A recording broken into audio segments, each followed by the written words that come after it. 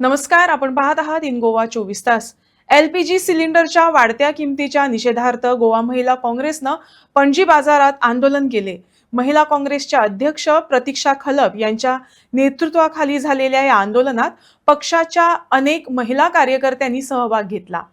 यावेळी घरगुती गॅस दरवाढीमुळे सामान्य कुटुंबावर आर्थिक ताण येत असल्याचे सांगत आंदोलनकर्त्यांनी केंद्र सरकारवर टीका केली. तसंच या दरवाढीबाबत भाजपच्या महिला नेत्यांनी मौन का बाळगले आहे असा सवालही उपस्थित केला.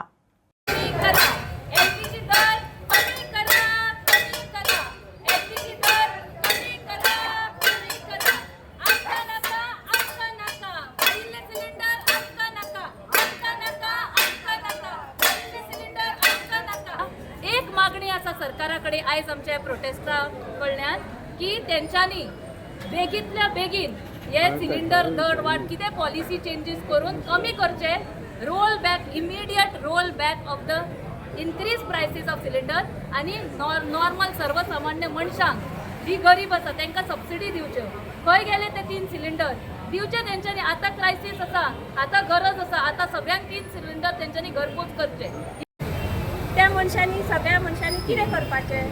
तेन्ना आमकां सिलिंडर सवाय जाल्लो जाय आनी सगळे म्हादराय वाडल्या.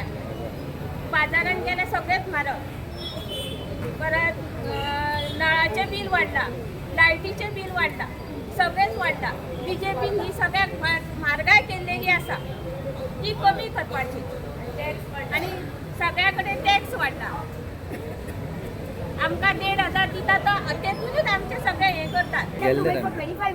25 डेज चड जातले आणि त्या मरेन आमची भुरगीं, आमची घरान जाणटी आसा तांकां कोण जेवण रांदून दितलो?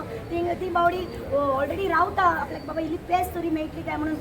So think twice when we are talking about the upcoming elections also, when we are supporting these people. Think twice, because they are not with us, they are not with the public, they are for themselves. So I will advise everyone, please think twice in future. Thank you. Thank you.